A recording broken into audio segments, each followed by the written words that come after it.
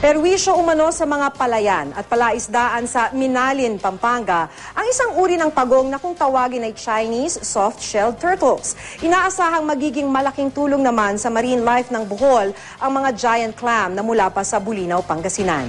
Makibalita tayo kay Joy Segi ng GMA Dagupan. Makikita ang 6 na species ng giant clams o taklobo sa Bulinaw, Pangasinan. Nasa pangangalaga mga ito ng University of the Philippines Marine Science Institute.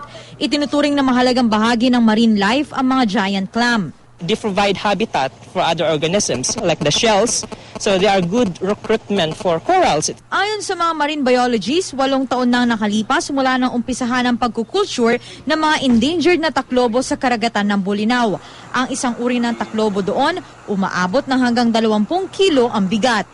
Kanina ibinyahe ang 100 nito sa Bohol na isa sa mga lugar na may pinakamaraming marine protected area sa bansa. Inaasahang makakatulong mga taklobo sa pagpaparami ng mga isda doon. Sa Minalin, Pampanga naman, patuloy na dumarami mga Chinese soft-shelled turtles sa ilang ilog. Sa dami nga nito, napipinsala na raw ang ilang palaisdaan. Kinakain ng mga ito mga tilapia, bangus at hipon na pinaparami ng mga residente. Pati raw ang mga palayan, sinisira ng mga pagong. Sa ngayon, nagsasagawa ng pag-aaral ang Department of Environment and Natural Resources Region 3 para malaman kung saan nagmula at bakit mabilis ang pagdami ng mga Chinese soft-shelled turtle. Pinag-aaralan din kung paano makokontrol ang populasyon ng mga pagong. Sa Lingayen, Pangasinan, nakita namang patay sa dalampasigan ng brackish sea turtle na ito. At may sugat sa may bandang sa taas.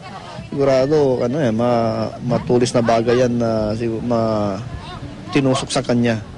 So, 2 to 3 days na itong patay. Tinatayang nasa 30 talampakan ang haba ng pawikan at may bigat na mahigit 30 kilo. Paalala ng mga otoridad sa mga makakakita ng mga pawikan, kung sakaling may makita kayong mga pawikanan dito sa gilid ng dagat, pwedeng i-report na lang. Huwag nang saktan. Kasi bali ko kunti ng mga ganito eh. Yun lang po. Opo. Pangalagaan na lang po. Joy Segi, Nagbabalita, Pilipinas.